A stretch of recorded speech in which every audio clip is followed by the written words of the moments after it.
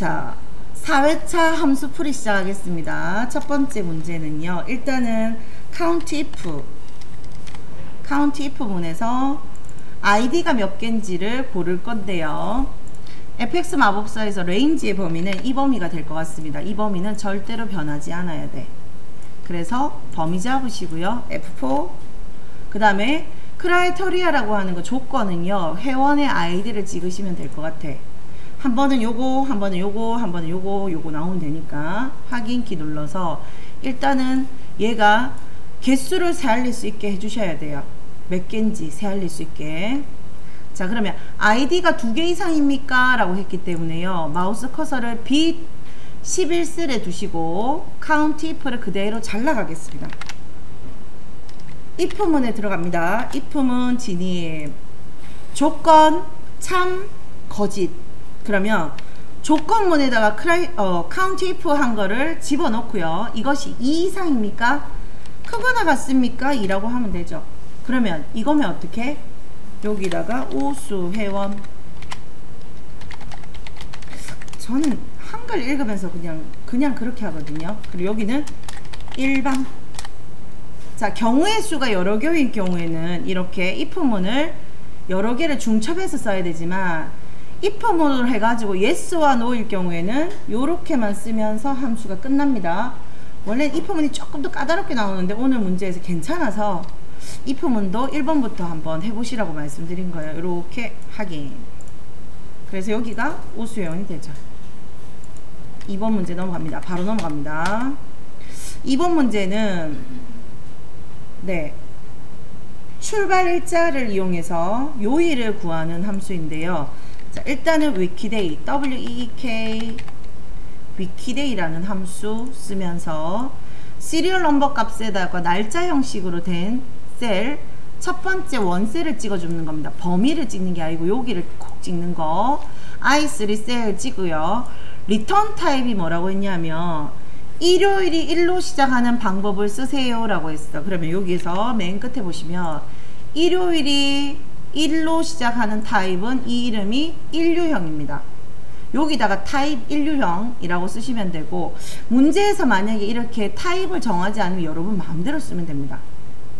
아시겠지? 그래서 요거는 평일 주말 할 때는 보통은 이유형을 많이 쓰고요. 문제는 일류형 아니면 이유형이 보통을 이룬다고 생각하시면 돼. 일류형으로 해가지고 쓸 거예요. 3이 나왔습니다. 자, 이 위키데이는 요일 데이터를 가지고 1, 2, 3, 4, 5, 6, 7, 8을 나오게 하는 건데요. 그럼 여기서 ch 추주 값으로 주면서 fx 마법사 인덱스 넘버에 그대로 집어넣고요. 이것이 1이면 문제 잘 보셔야 돼요. 예를 들어서 월요일, 일요일 이렇게 나오기 때문에 1이면 일요일 이렇게 나와야 돼. 외울 때. 맞나요? 1 월화수목금토일 하시면 안 되고 외울 때 1은 일요일이다 이렇게 들어가는 거야. 1은 일요일이다. 그치? 갑니다. 일요일, 월요일, 화요일, 수요일 이렇게 밑으로 확장하면서 몇 가지 만들어져야 되겠어요? 7까지 만들어 주셔야 돼. 수요일, 목요일, 금요일, 토요일 다 했어요. 확인하시면 여기가 요일이 이렇게 추출이 돼요. 그러면 밑으로 이렇게 확장하셔가지고 채우기 단추 눌러주시면 이렇게 요일을 추출하는 게 나오는데, 제가 지금 이 상태에서 8월 28일 오늘 목요일 맞네요. 다행히 맞죠? 마지막에 여러분들이 하셔야 되는 건 이걸 확인하고 나와야 돼. 이 문제가 맞는지 안 맞는지 확신이 들어야 되니까. 그러면 가장 쉬운 방법은 뭐냐면 여기 이 출발일자 영역을 가지고 홈 탭에 가서 표시 형식에 가가지고 한번 보고 오세요. 지금 현재는 이렇게 날짜 이렇게 형식으로 되어 있다면 여기에 보면 자세한 날짜로 돌리면 나오거든요. 여기 자세한 날짜 무슨 말인지 이랬어요. 여기를 살짝 돌려보는 거예요. 오케이? 아니면 컨트롤 1 누르면 얘는 이렇게 날짜 형식의 이런 식으로 되어 있어요. 다시 이 형식으로 돌아온대요. 그럼 요일로 보는 게 뭐냐면 여기에서 AAA, DDD 생각나실까요? 확인하기 위한 거니까 그냥 이렇게 넣어서 이렇게 한번 보는 거야. 화, 토, 금, 수, 쭈르르르륵. 그러면 이 상태에서 직전의 단계로 돌리는 거 컨트롤 Z 눌러서 그냥 빠져나오면 되죠. 오케이, 확인했어. 오케이, 이거 맞아. 이렇게 확인하시고 나오면 된다. 다음 3번 가겠습니다. 막바로 3번 풀이 들어갑니다. 성적우수 장학생의 수를 나타내세요 라고 했고요. 이 함수는 countifs라는 함수를 쓰겠습니다. countifs 복수형. 자, 첫 번째 중간고사가 90점 이상이고 그러면 중간고사 범위 잡아주시고, 네, 이상 90점 이상, 90점 이상 크거나 같다 쓰셔야겠죠. 기말고사가 이야기했어. 기말고사가 범위 잡으시고 크거나 같다 90점으로 돌리시면 몇 명이고 라고 하는데요. 요 문제에 뭐가 잘 나오냐면 and 연결 연산사 쓰는 거. 몇 명이다 요거 빠지면은 점수 못 받으니까 수식 입력줄에 가가지고 and 여기다가 명 넣어주시면서 마무리. 엔터. 비교적 단일 함수 이런 거 쉬웠다요. 알았죠? 3번 문제 같은 거 괜찮았어요? 다음 저 4번 푸는 거 보세요. 전월 매출액의 세 번째 큰 값과는 라지 갈 거예요. 바로 라지 함수. 자, 전월 매출액에 그랬어. 그러면 전월 매출액의 범위를 잡으시고요. 단일 조건이기 때문에 여기다 그냥 3 쓰면 돼요. 이 범위가. 절대번지 주소는 필요 없어요. 이 범위가 3 하시면 돼요. J15부터 J20셀까지 여기를 요렇게 주시면 돼요. 확인. 여기서 세 번째로 크니까 제일 큰 거, 두 번째 큰 거, 세 번째 큰 거 맞네요. 눈으로 해도 맞네요. 그 다음에 거기에서 뭐를 빼줘요?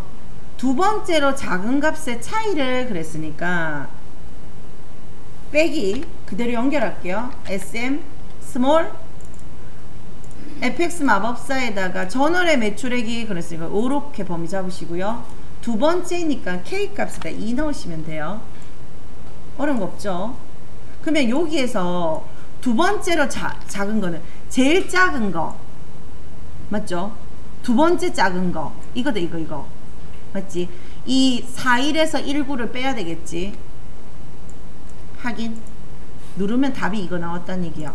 그러면 우리가 시험장에서는 뭘 쓸 수 없냐면 종이에다가 줄을 끌 수 없어요. 시험지도 제공이 안 되거니와. 그럼 혼자서 이렇게 빈 여백에다가 이거 빼기 한번 해보는 거야. 이렇게 맞나? 이렇게 나왔죠?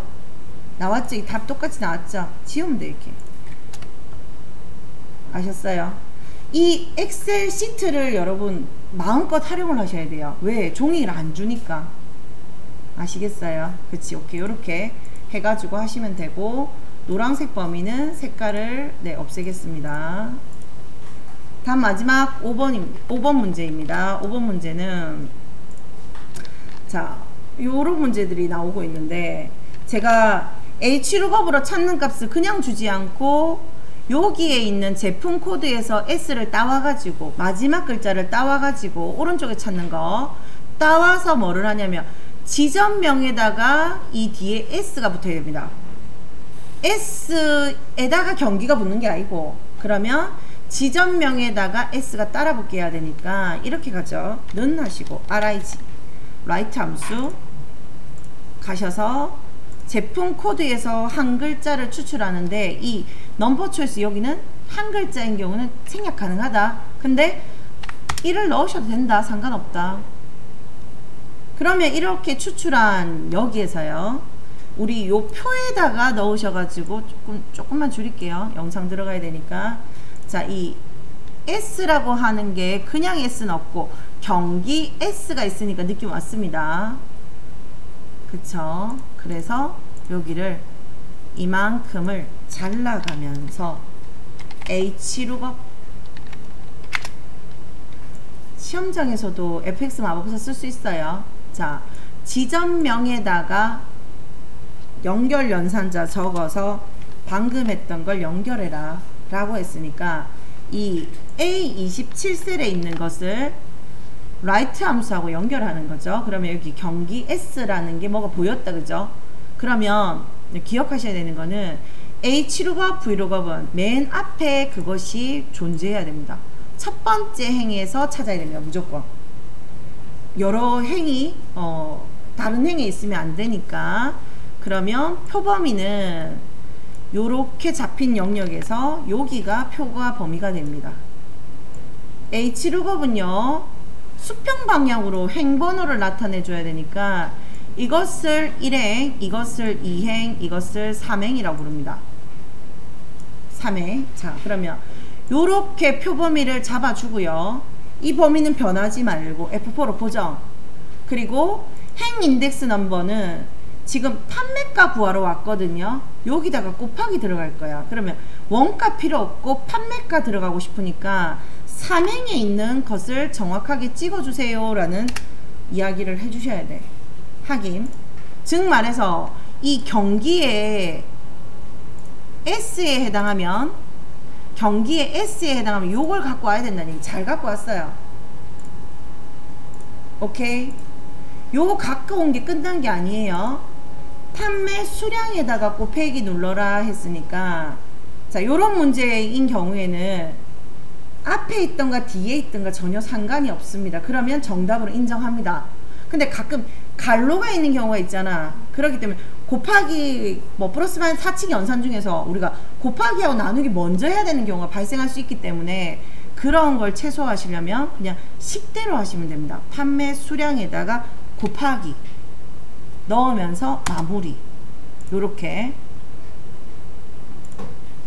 영상은 마칠게요.